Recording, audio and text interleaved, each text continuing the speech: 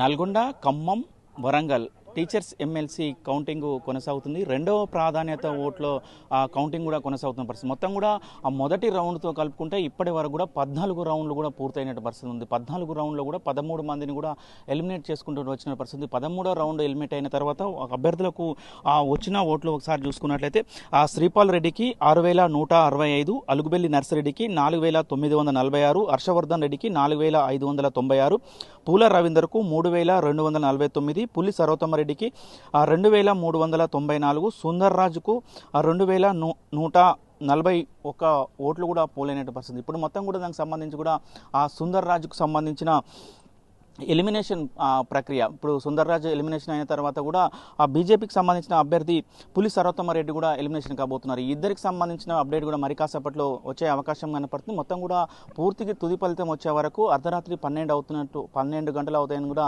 అధికారులు సమాచారం చెప్తున్నటువంటి పరిస్థితి కనపడుతుంది. మొత్తం కూడా ఎలిమినేషన్ రౌండ్ మొత్తం కూడా 1 నుంచి 13 వరకు కూడా తొందరగా అయిపోయినటువంటి పరిస్థితి కనుక ఇదే సుందర్రాజు తర్వాత కూడా ఎక్కువ ఓట్లు ఉంటున్నాయి కాబట్టి సెకండ్ ప్రాధాన్యత ఓట్లకు ఆ టైం ఎక్కువ తీసుకునే అవకాశం ఉంటుంది. ఒక్కొక్క అభ్యర్థి నుంచి ఒక్కొక్క రౌండ్ వచ్చేసరికి కూడా గంట టైం పట్టే అవకాశం కూడా స్పష్టంగా కనపడుతున్న క్రమంలో కూడా పూర్తి ఫలితం వచ్చే వరకు కూడా ఆ మధ్యరాత్రి 1 గంట 12-1 అయ్యే అవకాశాలు కూడా కనపడుతున్నట్టు కూడా చెప్తున్నారు. మొత్తం కూడా సుందర్ రాజుకు సంబంధించిన ఎలిమినేషన్ మరి కాసేపట్లో ప్రక్రియ కొనసాగుతుంది. సుందర్ రాజుకు సంబంధించిన అయిపోయిన తర్వాత కూడా ఒక క్లారిటీ వచ్చే అవకాశం. మొత్తం కూడా ఆ పిఆర్టీ అనుబంధ సమస్యగా ఉన్నటువంటి ఆ శ్రీపాల్ రెడ్డి కూడా ఆ ముందంజలో ఉన్నటువంటి పరిస్థితి కనపడుతుంది. తర్వాత రెండవ విడతలో కూడా అలుగుబెల్లి ఆ నర్సిరెడ్డి కూడా ఉన్నటువంటి పరిస్థితి. మొత్తం హర్షవర్ధన్ కూడా ఆ 3వ ప్లేస్లో ఉన్నట్టు కనపడుతుంది. మొత్తం కూడా ఆ ప్రక్రియ మాత్రం కూడా ఎలిమినేషన్ ప్రక్రియ కూడా కొనసాగుతుంది. మొత్తం దానికి సంబంధించిన కౌంటింగ్ ఆ ప్రక్రియ కొనసాగుతున్నట్టు పరిస్థితి కనపడుతుంది. మరి కాసేపట్లో మరొక 1-2 గంటలు కూడా ఒక క్లారిటీ వచ్చే అవకాశం కనపడుతుంది. మొత్తం కూడా దీనికి సంబంధించిన రెండవ స్థానంలో కూడా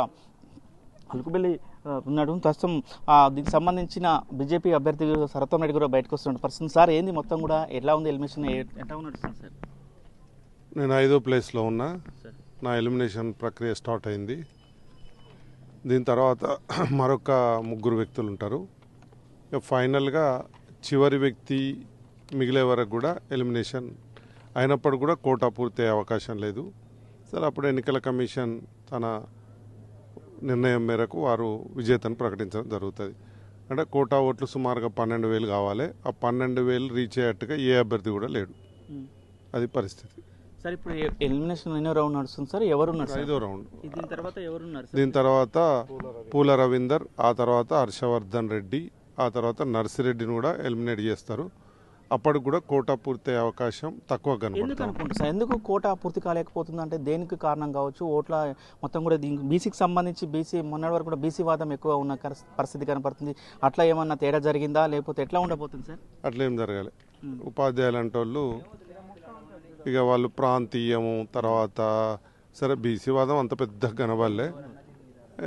కొందరు ఇప్పుడు ఓటేసిన వాళ్ళు, ఫర్ ఎగ్జాంపుల్ నాకు ఓటేసిన వాళ్ళు నాకు కింది వాళ్ళు అంటే ఎలిమినేట్ అయిన వాళ్ళకు ఓటేయడం అట్లా కూడా కొంత ఇన్వాల్యూడ్ అయిపోతూ ఉన్నాయి. కాబట్టి ఈ తీరు లోపల ఇప్పుడు 12,000 రావాలంటే మొదటి స్థానంలో ఉన్న అభ్యర్థి కూడా 5,000 ఓట్లు రావాలి.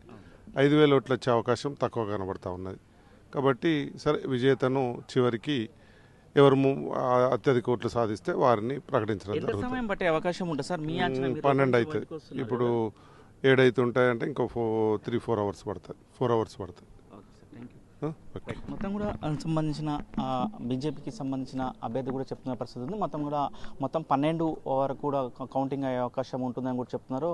ఆ బీజేపీకి సంబంధించిన సర్వోత్తమ రెడ్డి కూడా ఎవరికి కూడా సరైన కోటా రాదు అని కూడా పరిస్థితి కనపడుతుంది. చూడాలి సాయం నైటు ఆ 12 గంటల తర్వాత కూడా ఎట్లా ఉండబోతుంది. ఒక ఎలిమినేషన్ తర్వాత ఒకవేళ అప్పటికైనా సరైన కోటా రాకపోతే మాత్రము ఎలక్షన్ కమిషన్ తీసుకునే నిర్ణయం ప్రకారం కూడా అభ్యర్థులను కూడా ప్రకటిస్తారని కూడా చెప్తున్న పరిస్థితి. మొత్తం కూడా చూస్తే మొత్తం కూడా ఈ ట్రెండ్ ఏదైతే మొత్తం కూడా కౌంటింగ్ ట్రెండ్ను చూస్తే మాత్రము ఆ శ్రీపాల్ రెడ్డి మొత్తం కూడా ఆ విజయ అవకాశాలు ఎక్కువగా ఉన్నాయని కూడా కనపడుతున్న పరిస్థితి కనపడుతుంది. ఇది మొత్తం కూడా ఓవరాల్గా ఉన్నటువంటి ఆ కౌంటింగ్ పై ఉన్నటువంటి తాజా పరిస్థితి. వీడియో జర్నలిస్ట్ కృష్ణతో అచ్యుత్, RTV నల్గొండ. మరిన్ని వీడియోస్ కోసం ఛానల్ ని సబ్స్క్రైబ్ చేయండి. లేటెస్ట్ అప్డేట్స్ కోసం వాట్సాప్ ఛానల్ ని ఫాలో అవ్వండి. ఆ లింక్ డిస్క్రిప్షన్ లో ఉంది.